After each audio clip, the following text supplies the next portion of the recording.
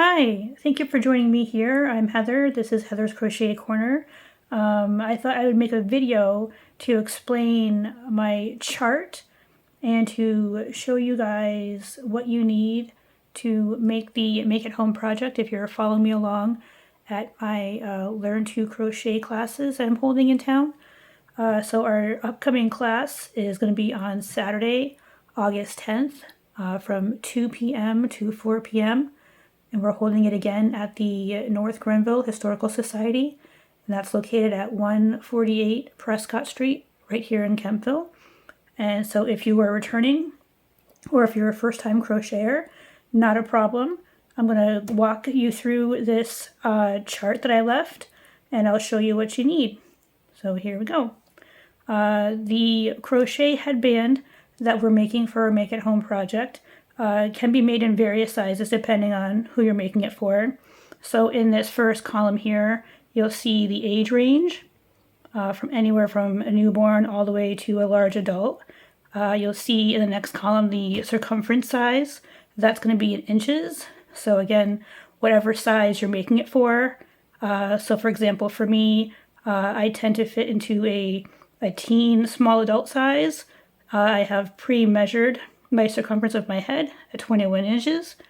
And so roughly that would be, you see the width here. So I'd be making it about 3 to 3.5 inches wide. You can go a bit wider depending on your preference. There's no right or wrong. So what you need to get started is yarn. This happens to be the mini sample skein that I gave to everyone in the first lesson. So this should be plenty to make this project. So if you have that left over from the last class, go ahead and use that. And if not, you can pick up just a small amount, about 60 to 65 yards that you'll need. So there's that. I'll be using the variegated just so you can see it easier. You will need to have a tape measure on hand to measure the circumference of your head or the head of whoever you plan on making the gift for. So you'll need that. I opted to use some stitch markers.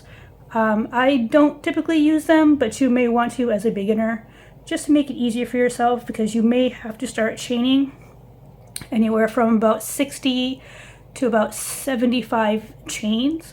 So just so that you keep your count in case you get distracted, because that happens. Kids, dogs, work, life, it all kind of, can be distracting. You could lose your count very easily. These will help you to get back on track should that happen. You will need a yarn needle or a darning needle, either way, to sew in the ends at the very end of the project. This is the exact same hook that I gave everybody at the last class. It's I don't really can see that in there. It's a 5mm, same as what everybody gets, and just a pair of scissors. That's all you'll need. So the scissors and needle we can set aside. We won't be needing them. I've already measured, so I'll set that aside. And so what we're going to be doing is I'm going to start making 65 chains, and I'm going to just see where I am at the end of that. So I've got my yarn here. I'm going to just show you again how to do a slip knot. There are various ways to make a slip knot. Just make it in whatever way works for you. And if you don't know, you need a refresher, I'm going to show you the frogs on a log again. So here we go. We have your yarn, and you're holding the yarn in your non-dominant hand. Your hook should be here in the dominant hand. For me, it's my right. And you're going to wrap that yarn. So you've got, if you pretend your finger is a log, you've got 2 loops on that finger. You're going to do a bit of a leapfrog. You're going to take this one and jump it over that first one. And then you're going to take this back one and jump it right over that log.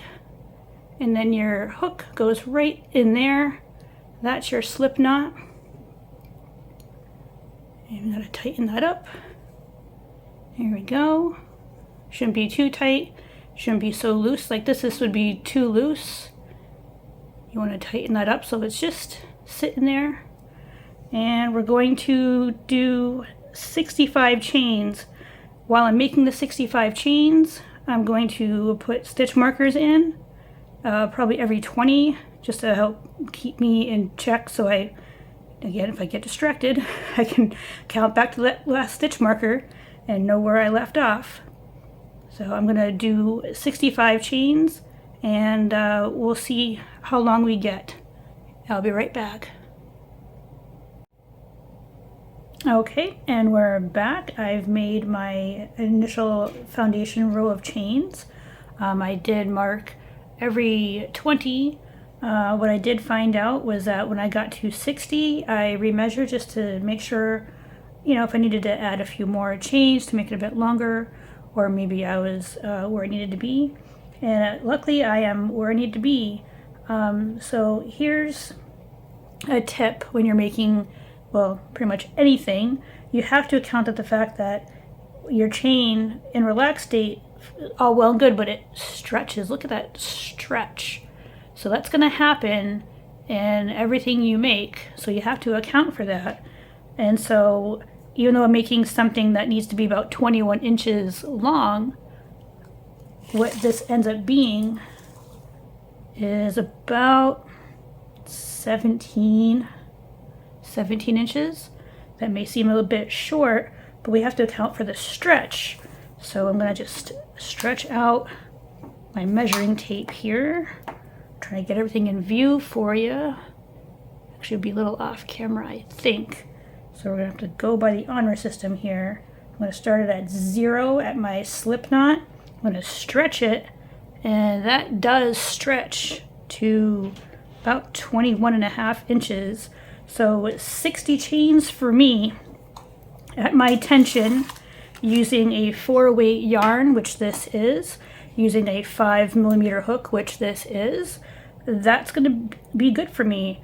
If your tension is a bit tighter, you might need a couple extra chains. If your tension is a bit looser, you might need a few more chains to get to the same length. So it's not an exact science. You kind of just have to play around and see what you need to do. And now that we've got that done, I can take my stitch markers out. I don't need to keep track of how many stitches there are. I've got everything there. So we'll do that. What I did want to show you before I go any further is just to make sure you guys know how to identify your stitches. See how they look like little V's, almost like braids in a hair, almost like little V's. So any stitch here, this where my yarn needle is, this is always a front loop. Anything facing you, no matter whether it's this way or when you turn your work, if it's facing you, that's your front loop. Here's your back loop. Same stitch, just the back loop of that stitch. So you've got this front loop and you've got this back loop. This makes up your stitch. You can go into the front loop. You can go into the back loop. You can work your stitches into both loops. Nothing right or wrong about it. It's just a matter of preference. If you're following a pattern that says back loop only, then you're working into the back loop only. And if you were to turn your row of chains over, you see that there's this little back bump.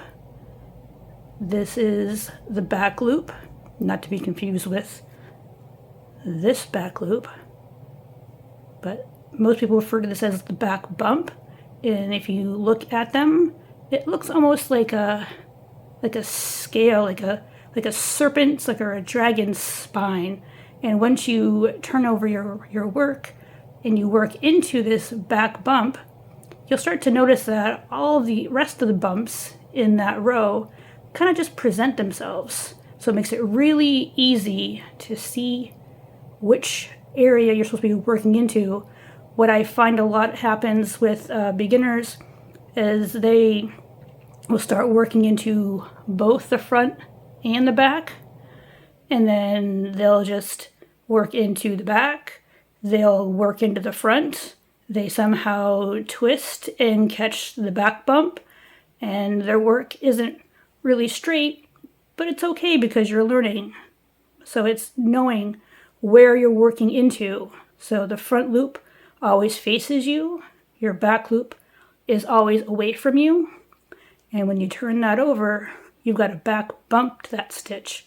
So what I'm going to be doing is I'm going to be working my stitches initially into this back bump.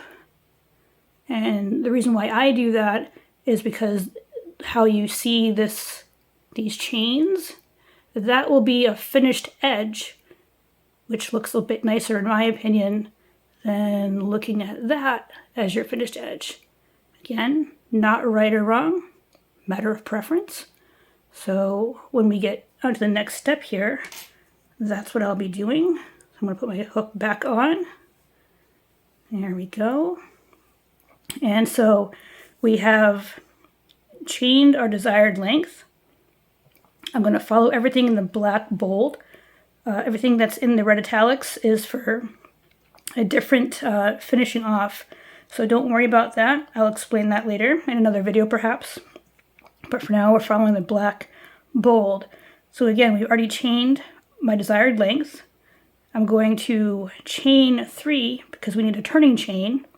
And because a double crochet stitch is much taller than a single and it's much taller than a half double, we need 3 extra chains to make the height of a double crochet stitch. And when we do make that stitch, we're placing it into the 3rd chain from the hook. So this here, the yarn on your hook, is never a stitch. That is your working yarn from here. So we're not counting this, we're counting this right here. We're counting this right here. And we're counting that. That is 3. But what we're doing is we're actually making 3 chains. So I'm going to hold and pinch at my last stitch because I'll be actually working into here. So 1, 2, 3. There we go. And I'm working right here. And like I said, I'm going to turn this over and I'm going to start working into these back bumps. So to make a double crochet, you're going to wrap your yarn over your hook. It's called a yarn over. I'm going to place, I'm holding it so it doesn't slide off. I'm placing it into that back bump, just like that. So I've got 3 loops on the hook there. I'm going to yarn over to grab that yarn, and I'm pulling it through here. So I've got 1, 2, 3. And wrapping that yarn again, yarning over, pull through 2, wrap that yarn again, and pull through 2. That is your double crochet. And I'm going to do the same thing through each back bump all the way down the chain, and that'll be our first row. So I'll show you guys again. Wrap that yarn over your hook. Going to put it into that back bump. 3 loops. Going to wrap that yarn. I'm going to pull through 1. And we're going to pull through 2. And pull through 2. There we go. I'm going to wrap that yarn again. Go into the back bump. Pull it through. Pull through 2. Pull through 2. Another one. Wrap the yarn into the back bump. Bring it through. Pull through 2. Pull through 2. And the next one. Wrap that yarn into the back bump. Wrap that yarn and pull it through that back bump. And you're pulling through 2. Wrap, pull through 2. I'm going to do that all the way down, and I will come back when that's done. All right, and we're back. So we've already done step 1. We've chained our desired length. We have just finished step 2. We chained 3 more. We turned our work.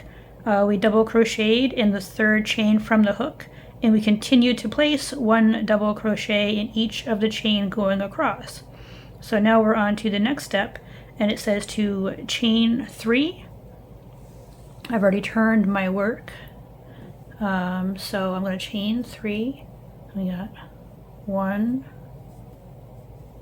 2, 3, and we're not going to be skipping anything. We're going to be working right into that first stitch. We're not working into that pink one here, because that's where our turning chain is coming out of. You want to work into that next one. So for me, it's been super helpful having this variegated yarn. I'm going to work right into that orange one there. That's the next stitch. That's the first stitch technically. And so the instructions also say to work into the back loop only. You'll see that on patterns. It'll say BLO for back loop only. This is just an alternative. It's an option. You don't have to do it. What it will do is it will kind of like variegate the rows a bit to give it a bit more stretch. And since this is something that's going around your head, and you want to be a little snug and you want to have a little give so it can stretch a bit more, it is probably a good idea to do the back loop only. Again, optional, but I'm going to follow the instructions here. So we've already turned our work. We've chained 3 already. I'm missing a strand there. Yep, there we go. That's all right. And so we're doing double crochet, same thing. Gonna wrap that hook, and I'm gonna stick it into this back loop only.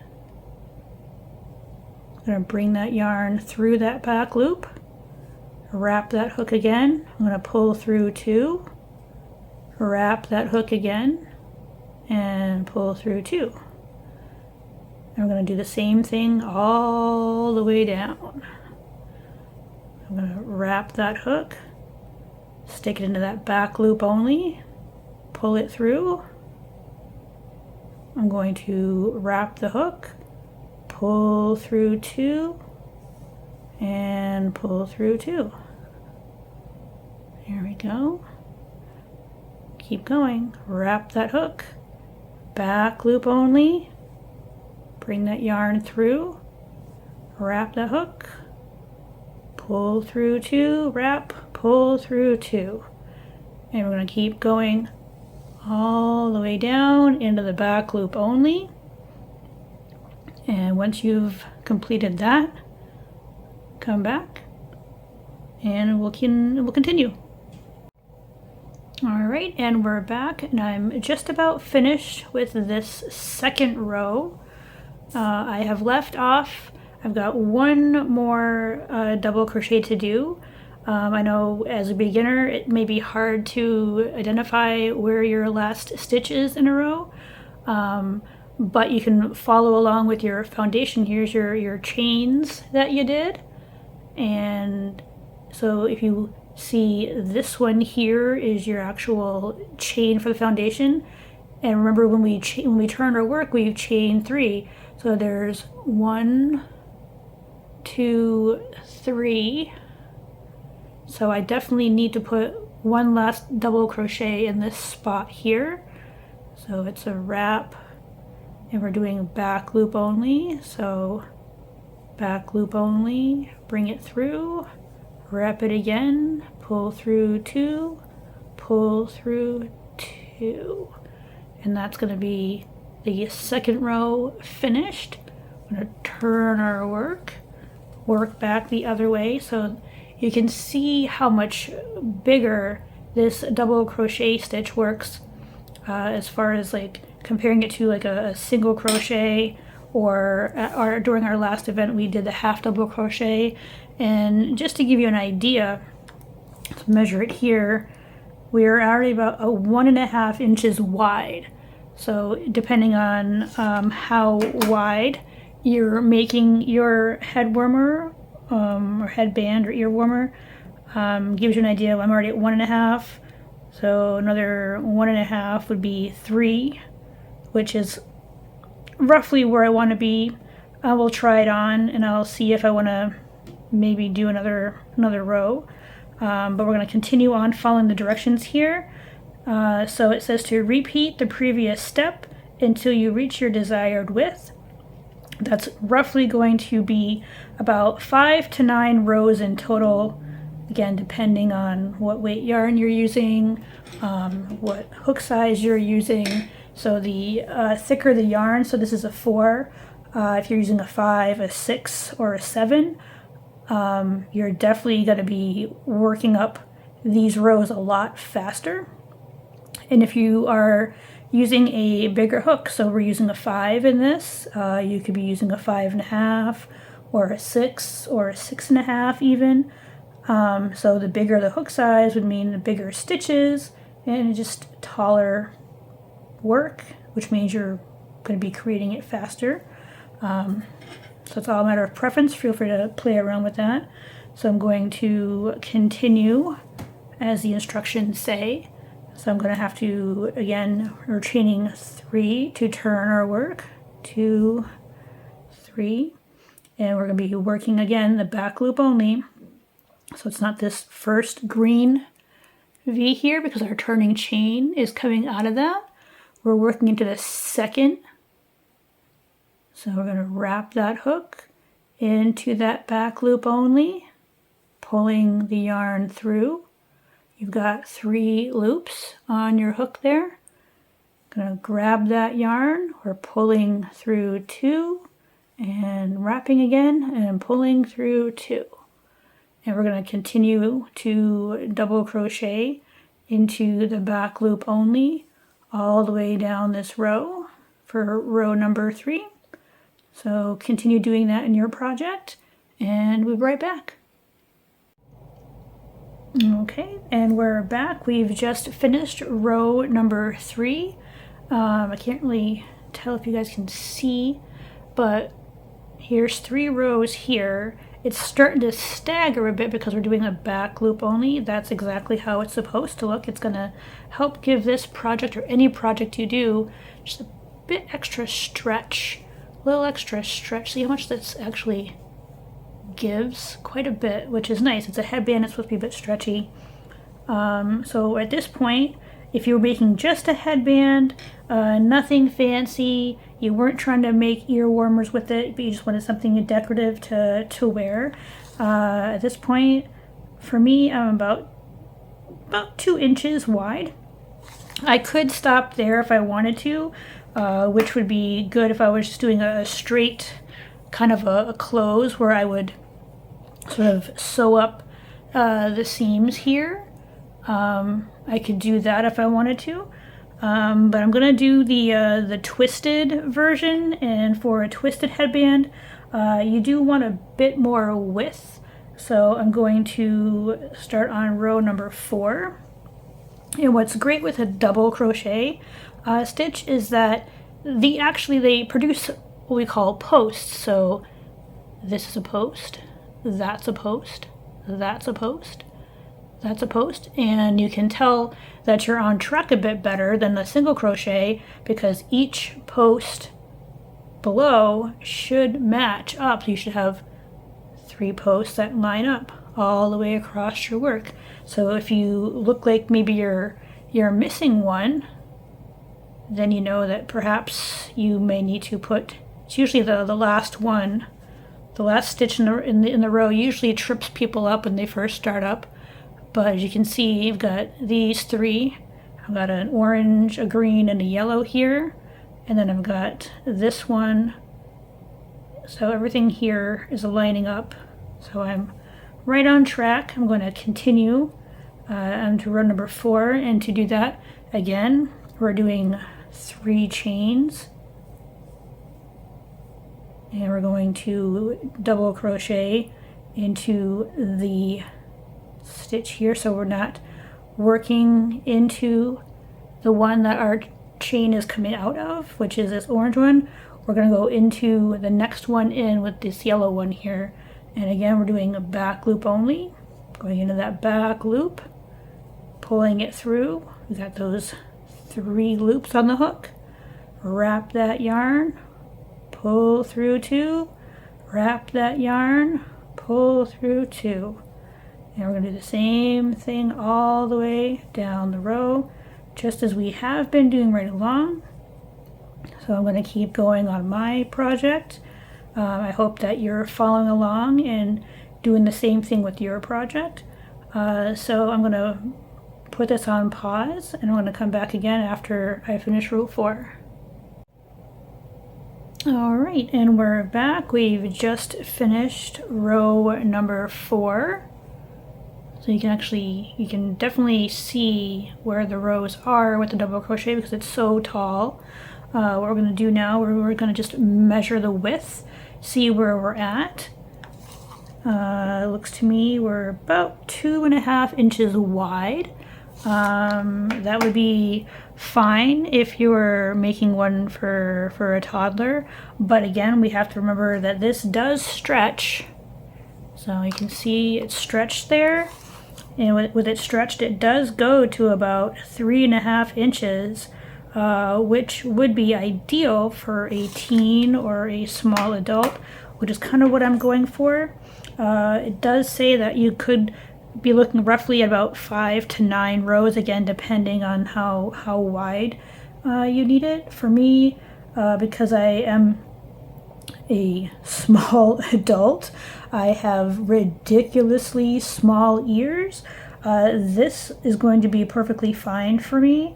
If you are, average size, if your ears are average, if the size of your ears are a bit bigger, or you're making this for maybe, your adult son or husband, they tend to have larger dimensions. So you may want to add another row at least. I think for demonstration purposes, I'm going to stop here. What I will do though, is I will show you both ways to finish this off, because you could do a twisted method or you could do straight. So I will show you both. So what I will do is I will pull this yarn just a little bit. I'm going to remove my hook for now. I'm going to give myself quite a bit, probably the length of my headband for a tail. Normally I don't do such a long tail, but we are sewing in, so you want to make sure you are pretty generous with it. So I'm going to just snip it off here, just like that. I don't need this yarn for anything, although I might come back after showing you this to show you how to do the seamless method that's in the red italics here. That's done slightly differently, so you will have less sewing to do if you're not a big fan. So what we're going to do is we've left ourselves a bit of a loop here, and we're going to just pull that yarn. Here it is, so that your work doesn't just come unraveled. And we're going to use our needle here. So just make sure whatever you're using is got a large enough eye to get this yarn into without too much of a fuss. So it's easier for me right now just to show you the straight method. It does not matter which way you close it because each side is exactly the same. So you can, actually I'm going to do it this way only because of just how it works out for me. Just matter of preference. There is no right or wrong to it. So you're going to have two ends. You've got your slip knot end here where we started our work, and you've got one here at the opposite end, although it'd be perfectly fine if you ended on the same side as your slip knot. It does not matter at all. So if you're going to do a straight method, you're basically just taking your yarn on your needle here and your tail, and you're just going to be going in through the loops of the opposite side, just like that, and just going through the next one down and just sewing it closed. And you're going to continue to work each stitch back and forth until you go all the way down. You can even tie in this one here if you want it extra sturdy. You can work it this way, and then that would give you a rough idea as to how it would look. You have your headband. It'd be closed, be a straight close. It's got some stretch this way, and it's got some stretch that way, which is great. And for the twisted method, I'm just going to undo what I've just demonstrated because I don't need that in there.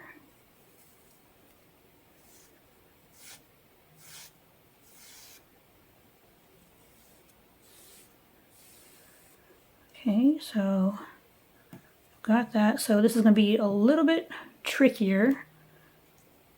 So we've got our two ends, and what you want to do with these two ends is make them into like the letter C.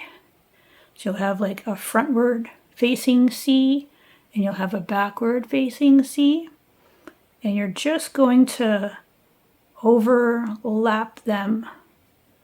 It's like a little sandwich. Okay, everybody with me so far?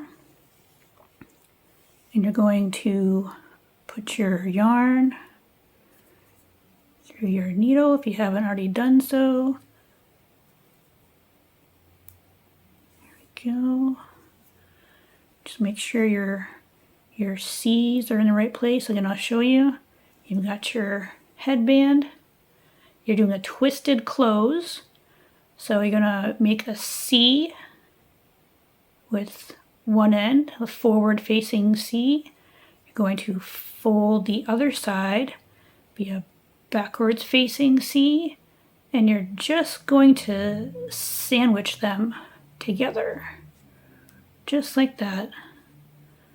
And you're going to sew through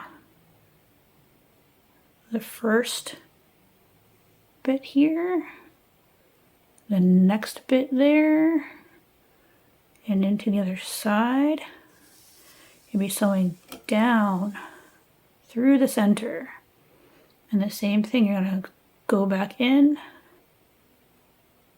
all through all these layers. Get your needle all the way through. Pull it through. And same thing, you're going through all 4 layers, all the way through, just like that. And you can even hide your tail. This is your slip knot end. Do the same thing, just feed your yarn through the needle there and work your needle through all 4 layers. There you go. Hide that end there and then just work it through. Alright, so you got that, and what you want to do now is you want to, let's see, go one more time through the center.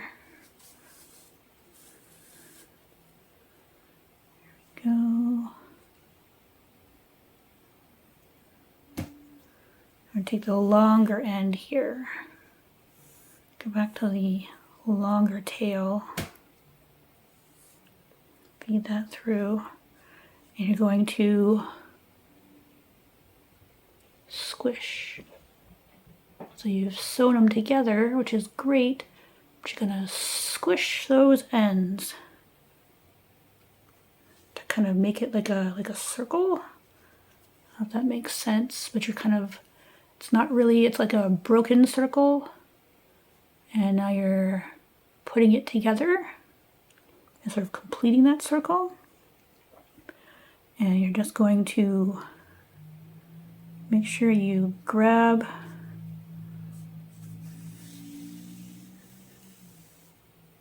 yarn, put it through the top. Make sure you grab the back side. Just make sure it holds together. Okay. And now we're just going to be basically just going back and forth just to make sure it's nice and snug and that what you've done won't come undone.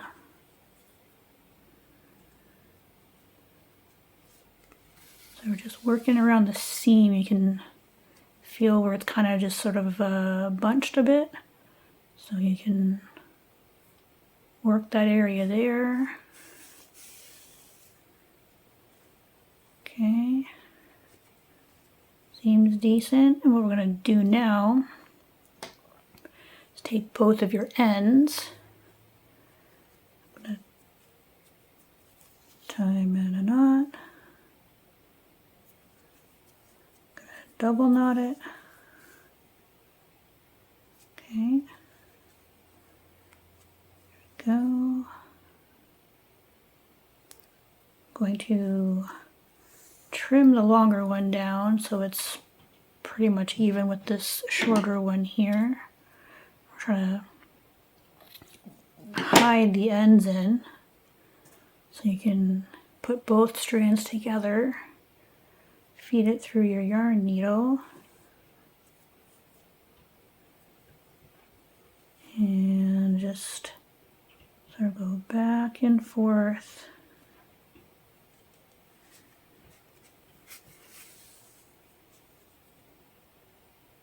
Sort of hiding the ends where you've already sewed. You can go down, go through, go back up. Just as long as you're not going through the other side when you're pushing them this way.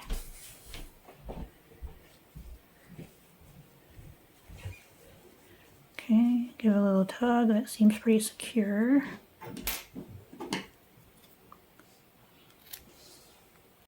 Okay, sorry about that abrupt pause there. I thought I was going to be interrupted, so I paused the video.